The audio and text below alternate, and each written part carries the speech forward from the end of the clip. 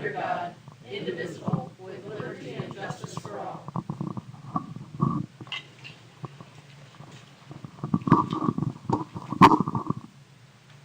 5.0 acceptance of the agenda.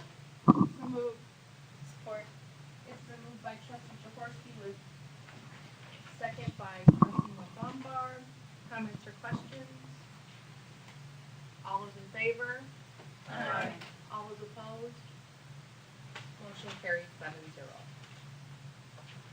7-0. Superintendent and staff reports and correspondence. 7.1 Superintendent's report. Thank you, President Samuelson. Good evening, Board of Education. I'd like to first draw your attention to some folks who are new within our board meeting structure tonight. WDEE-TV is here if you'd like to access the televised version of our board meeting. It's WDEE-TV.com. And I just spoke to their general manager who said that this is an initiative that they are launching to see all of the board meetings that take place across Washtenaw County as part of their service to the public. So we welcome them here this evening. I would then like to move into saying thank you to those who attended or participated or who read the notes for the candidate workshop that took place at WISD. It was very well attended. It took place on Thursday, August 21st, and I think that there were questions, especially for those who are brand new to the idea of boards of education, that there are pieces of that they might have found very useful. I know WISD put out a survey to all of the folks who showed up, and so I'm hoping that they get good feedback on whether or not it was worth the candidates' time, energy, and effort to attend. The transition for our business office, we have met, Joanne and I have met with our leadership from Raymond, and we are looking to move forward with our accounting supervisor doing the role of audit prep beginning on September 2nd, so we're very excited for that.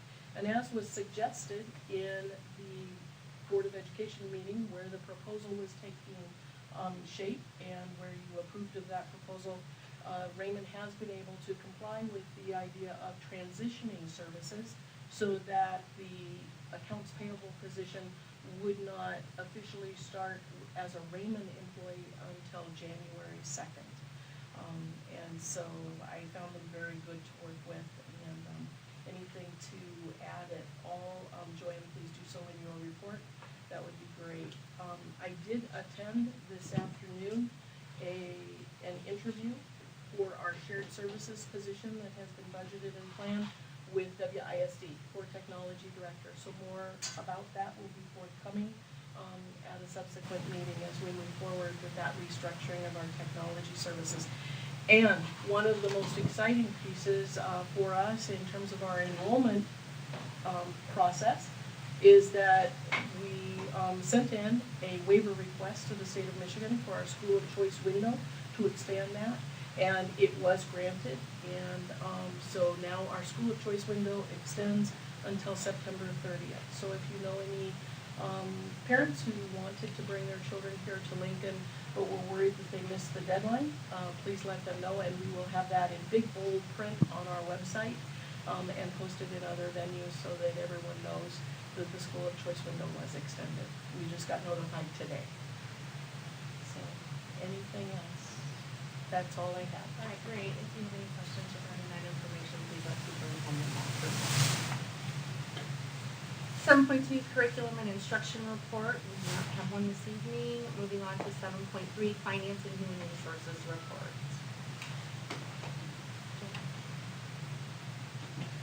At this point, I've just like to say thank you for the welcome that I've received today. Pretty much been received with open eyes. Everyone that I've dealt with face to face and over the phone.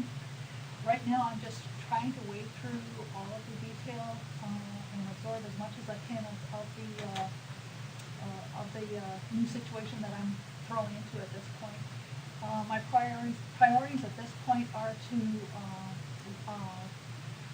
hopefully get the accounting supervisor slash audit prep individual on board in a week's time. That's my priority, is to get everything cleaned up. And I have the audit paperwork, all I's dotted, T's crossed, so that we can have a smooth audit process. And then once we have those details, my next priority is to look at the budget in detail, to get myself familiarized with what's in that budget and where all budgeted items are laid out, so that I can more intelligently answer questions as they come across the board. Right now, I'm just kind of wading through, trying to absorb the details, so I ask everyone to give me just a little bit of time to get this under my belt. Other than that, I have nothing else to report. Thank you very much. 7.4, Public Relations and Marketing Report.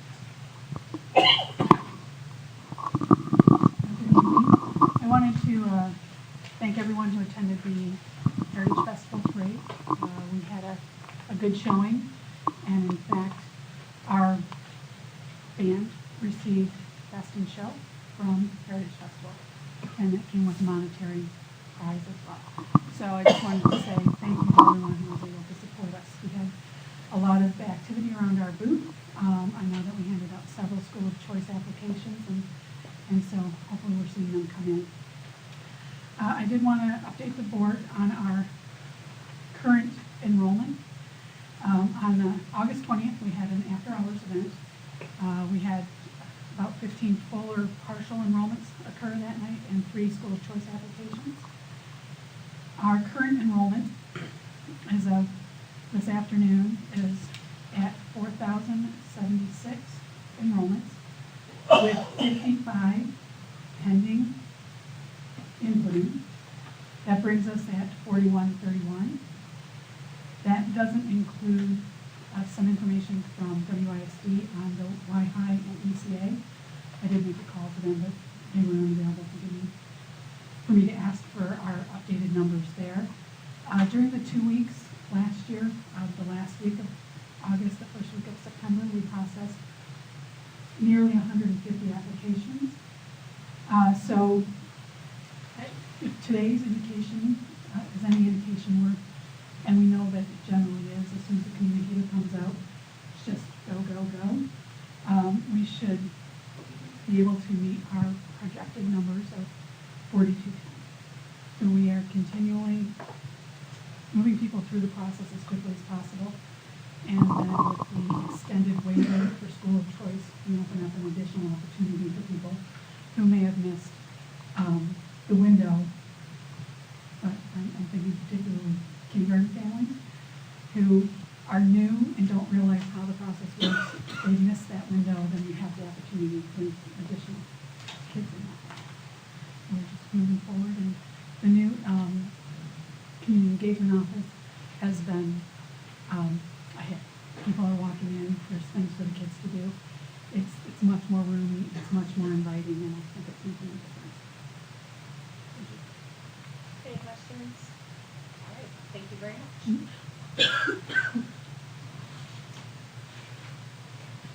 8.0, public comments. Before I begin public comments this evening, I did want to make a statement relative to discussion during agenda items. We will be, from this point forward, limiting questions from the audience on discussion items. We are also asking at the same time that administration adhere to our 2-meeting agenda item rule. In the event that we have a 1-meeting agenda item on our agenda, we will certainly use discretion and entertain clarifying questions from the audience. What this does is affords us the ability to speak candidly and frankly and have meaningful conversation about the items that are listed on the agenda. The 2-meeting rule provides for the audience to be well versed on what is on those agendas and be able to make their comments during the appropriate time. So, with that said, On behalf of the Lincoln Board of Education, I welcome you here this evening. This is the time set aside by the board to hear from you, the members of our community. We invite you to address the board with any comments, questions, or concerns regarding board actions, policies, or other issues not resolved through appropriate administrative channels. In compliance with board policy, the board will not immediately respond to concerns presented this evening. However, we will respond to inquiries on or before the next board meeting. Please state your name and address for the record. Board policy limits individual comments to 5 minutes or less. Comments with respect to the performance of specific district employees are not appropriate during this time. Please keep in mind that the rules of common courtesy apply, and we strongly encourage positive feedback. And before moving on to see if there's anyone who wishes to address the board, the clarifying questions will take place on September 1st, as well as the two meeting agenda items in order to accommodate anything that's on tonight's agenda. So if there's anyone that wishes to address the board, please come to the microphone.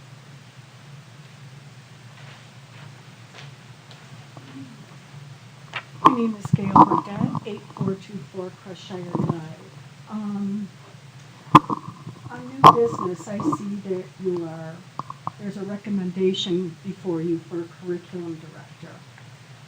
Now, I suspect that your mind is made up before you even came here tonight, but I am begging you to think about what you're doing. I know that the money is budgeted. I understand that, but it doesn't have to be spent. It doesn't have to. Table it. Wait till the first of the year. And if our walls don't cave in and the buildings don't go up in flames because we don't have a curriculum director, maybe you made the right choice. Hold on to the money. Or maybe even look at, consider putting 2 full-time secretaries in the elementary buildings. You heard them plead.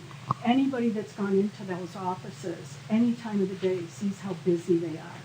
But I'm begging you to reconsider this, to look at it. And again, I'm not naive. I know your minds are probably made up, but I'm begging you. Just table it till the first of the year. Think about what you're doing. You don't have to spend it. Don't let that money burn a hole in your pocket. Let it sit there. Let's see what happens to the first year. What's the worst that can happen if you wait 6 months? Thank you.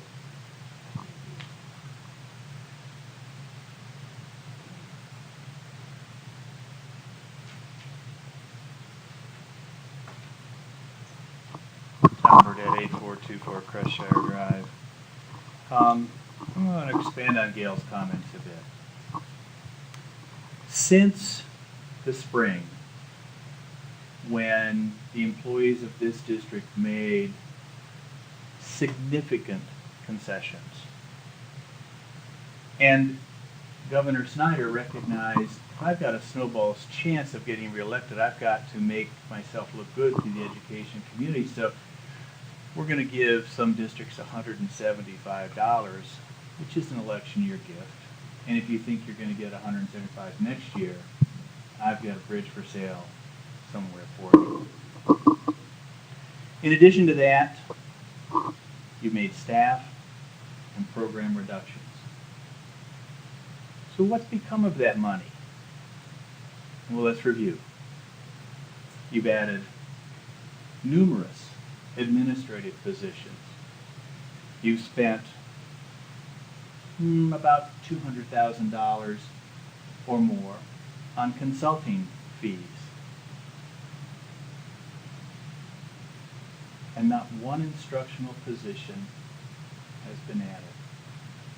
Tonight you've got 3 non-instructional positions to vote on.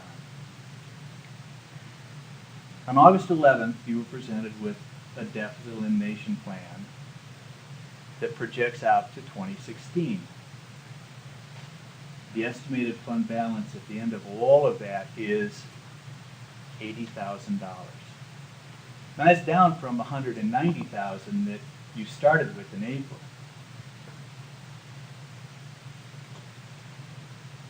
We learned that meeting as well that the contract you approved for Raymond Robson will cost us more than what is budgeted for those same services in the first year. So that means that that $80,000 is now less than $80,000. Stop and think for a moment what that means over the life of 2 years. That means an error in enrollment projections of less than 10 students.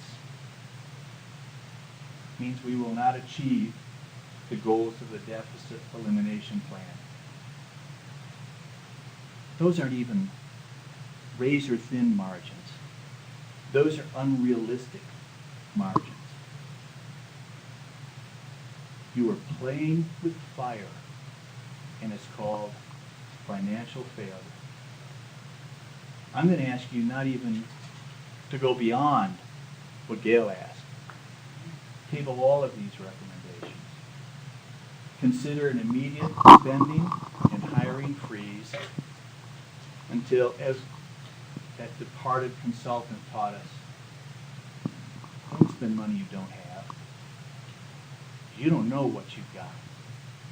You learned tonight that we're 80 plus students away from the enrollment projections that this year's budget was based on. I don't know if we're going to make it. I hope we do. But what's plan B? Thank you. Thank you.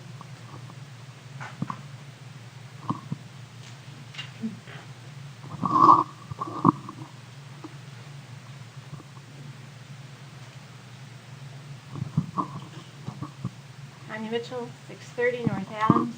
Few things. I usually give information about the agenda and the board packet on the website, and I know we're transitioning. Do we have an idea of when those things will be posted again? Those were posted on Friday. On the website? Okay, perfect. Thank you.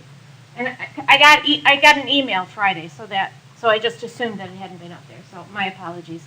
I noticed in the board packet that there wasn't a contract included for facility management. Sorry, facility maintenance. Sorry. Is that up there? I posted the packet, so I can't tell you. Okay. All right. Thanks.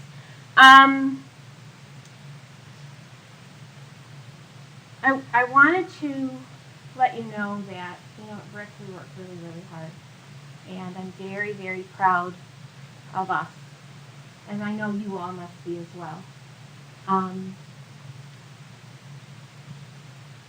I want you to know, if you don't know, that Brick lost a parapro this year, an FTE, that was transferred from our building to the middle school. Other buildings are adding parapros. Brick had the fewest number of parapros in the elementary buildings. We are struggling right now to cover the students. Now, historically, parapros were supposed to stay in the building that they've been placed at. So we were kind of surprised that this went down. And I want you to know that we're struggling. And so you may not see on a personnel transaction, you may not see in your budget that you're down a parapro, because you're not, but we are. And I would like us to, because we have taken students from other buildings, transfers, and those students have not come with added parapro support, okay? And we have managed what we have, the students we have with the staffing we have. That's what we have always done. This year, we were asked for a parapro to transfer from Brick to the middle school because of a student who has very high needs. And so, that makes sense. Rationally, that makes sense, okay? But that student came to us from another elementary school as a fourth grader, and we didn't get that added FTE support in our building. And that has happened many, many times. And we have 5 students coming over to us in first grade who need adult assistance. 11 certified in first grade.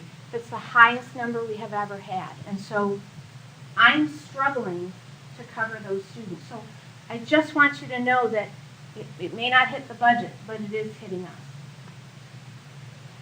Thank you.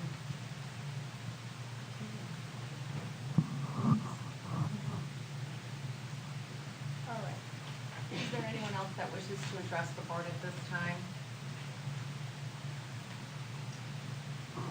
Moving on to the board executive committee report. There is a set of minutes at your place this evening. I do need to make a couple of changes to those minutes for items that were omitted inadvertently. And so I will have those for you at the next subsequent meeting. But do take a look through them. If you have any questions, I will please I'll try to answer those as well.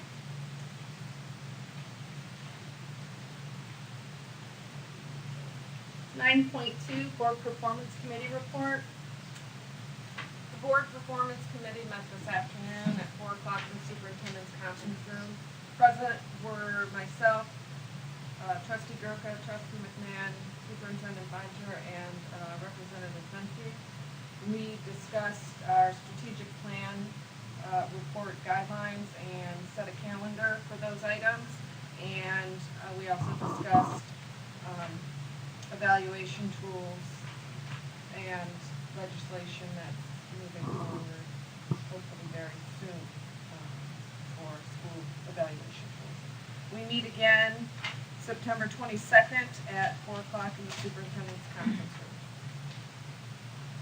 And in my minutes, I will have details about the options. There's decisions that we're going to need to make coming forward, but until legislation is passed, it doesn't make a lot of sense to make decisions on evaluation tools right now.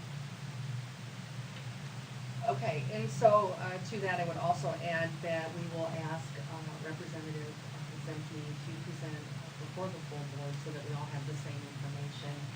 I agree that it doesn't make sense to investigate and evaluate those options until we know what the state's going to adopt. So, any questions, please let Jennifer know.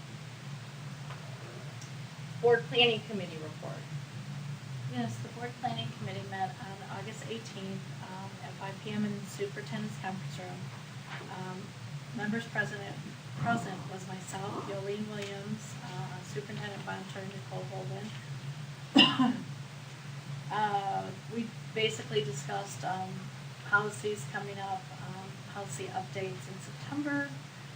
Nicole Holden is going to champion the student handbook to basically include the administrative guidelines and to look at the student handbook from K through 12 to have it so that it's progressing throughout the years. There's new emergency drill requirements that are coming, and I'm going to ask that Jen Britzos keep me updated on the district crisis plan. And Kitty Heiss is also heading up training and implementation of the new EpiPen rules for each school. That's new, and so she will be training in each school as well. Our next meeting will be September 15th at 5 p.m. in the Superintendent's Conference Room. There is an article on the EpiPen law in today's paper. And also I know that Jen Britzos has the information that Mr. Rollins provided us, and so we can see that information. Yep. So.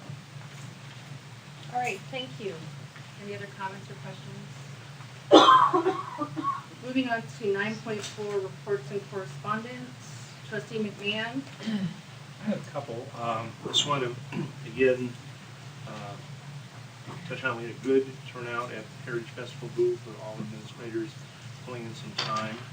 One of the items that was done there, we put out the storyboard, and those that were on the ad hoc committee discussing with the public the program that we have for raising funds for restoration of the Lincoln statue out front. Additionally, I will, not to steal anybody else's fire, but I want to compliment David Northrup and his staff that this weekend did their annual cleanup, and it's always clearly visible that the building has been improved on the outside. It's bright and represents the character of an elementary school. And be aware that there's other organizations that are fundraising in the area legitimately, one of which I was surprised, and going into my third year as a board member, it was the first time I was approached for the Athletic Boosters loyalty card. And be aware that it's out there, and I hope everybody takes advantage of it. Trustee Lombard? I just wanted to mention,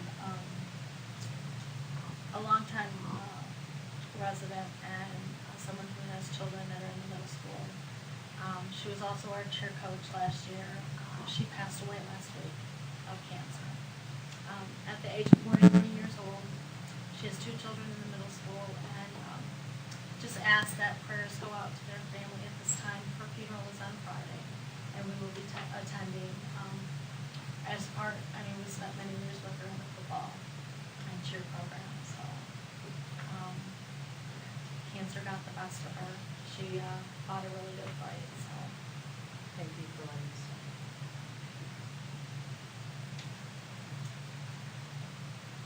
All right. The other thing I wanted to mention is, I believe on Wednesday, the 27th? No. I don't know what day it is. 27th, thank you. I think we are having, all of the elementaries are having open houses, is that correct? Yes, So correct. I wanted to make sure and point that out. If you get an opportunity to visit them, it'll be very well received, and expecting a lot of excited, happy kids and parents. And it is our first day for staff as well to report, so. Well, I'm sure I'm equally excited. All right. Moving on to 10.0, new business, 10.1, 2012-2015 Teamsters Local 214 Master Agreement. May I have a motion, please? Madam President, I move that we approve the 2012 to 2015 Teamsters Local 214 Master Agreement as presented. It's been moved by trustee Lombard with support by trustee Gurka. Comments or questions? So, I think that we need to know when all of our CBAs have been reviewed by our attorney.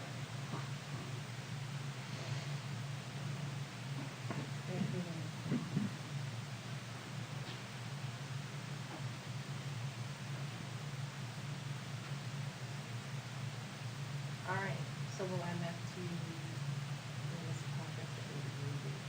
All right. And was it ratified? I guess I Yes, should ask it that was. question. Yes, the Teamsters did vote on Thursday, and the vote did pass. Any other comments or questions? Well, we're in the If the question is, where does that leave it with attorney review? Certainly, if there was something that was non-substantive, for instance, if the attorney felt that listing the expired dates should be done a different way than historically has been done with the Teamsters or other CBAs, that they would be open to. If indeed the attorney felt that there was something substantive, excuse me for mispronouncing that word, that needed to change, then that could be problematic.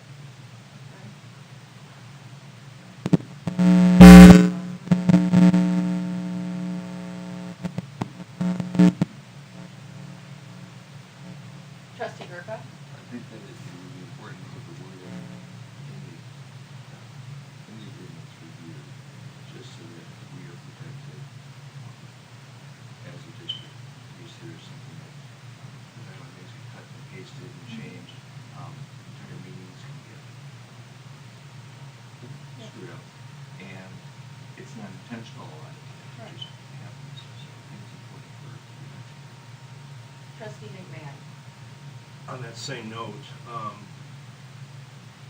if the attorney could, on a review of the document, provide an executive summary of the exact ramifications, for example, through the duration of this contract, it will cost us X number of wages.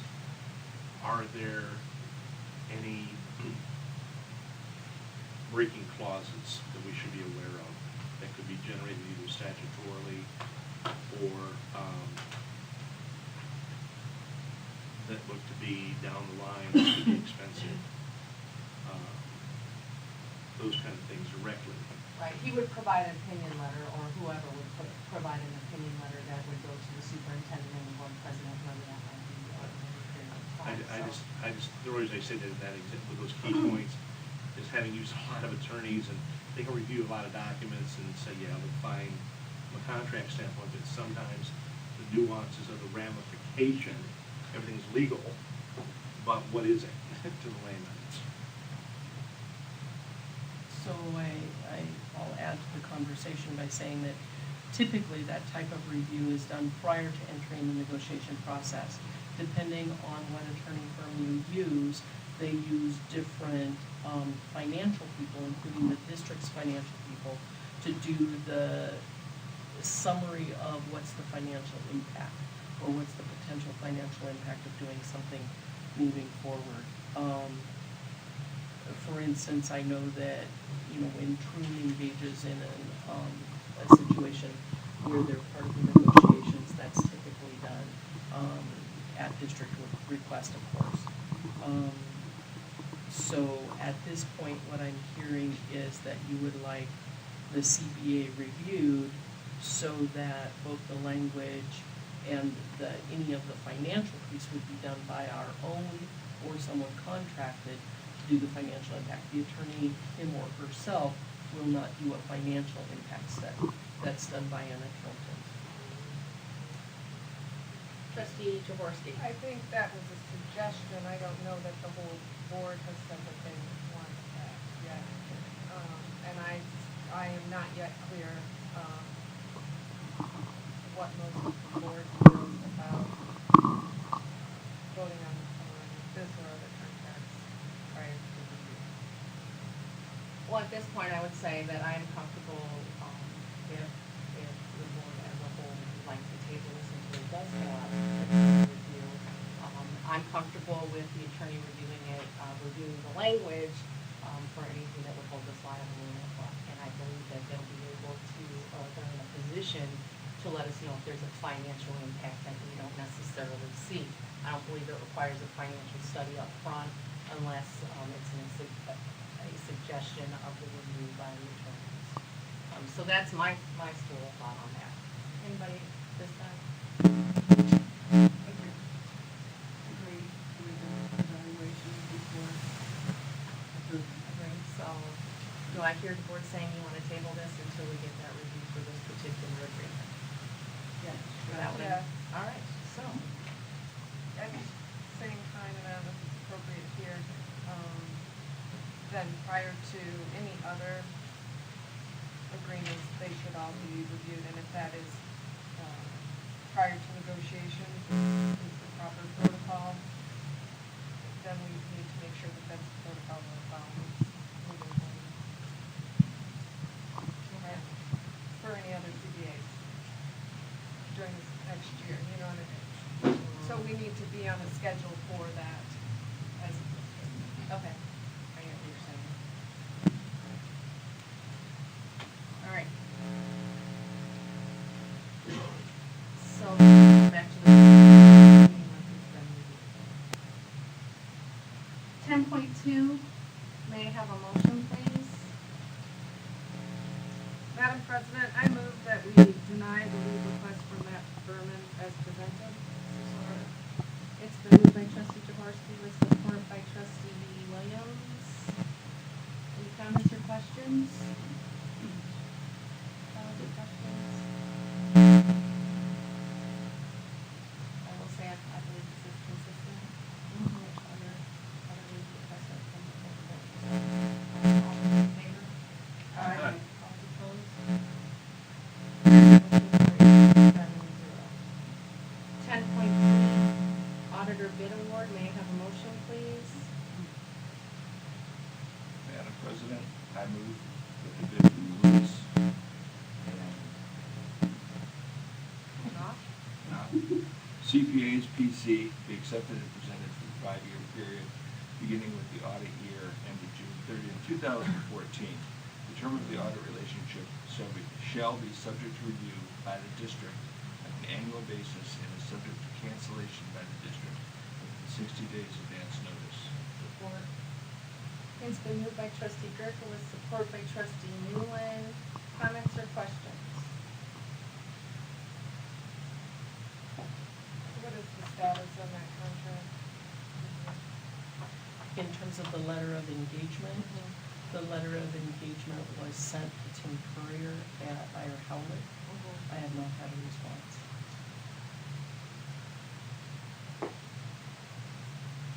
Trustee Gerke? The 5-year period, is it a rolling 5-year period that continuously feeds on itself? If we cancel it, we're still subject to the remainder of the 5 years, or we can cancel any year within the 60-day notice timeframe. We can cancel. And that standard, the 5-year agreement is a standard. Correct. And what are the challenges we face if we wait until the review is in on the letter of engagement? According to the conversation that our finance director had with their principal, there is no consequence that is negative to us should the board choose not to do this evening, but we would need a decision by September 8th or on September 8th. However, it would be better in terms of if this indeed is the firm, that we would choose to follow the recommendation.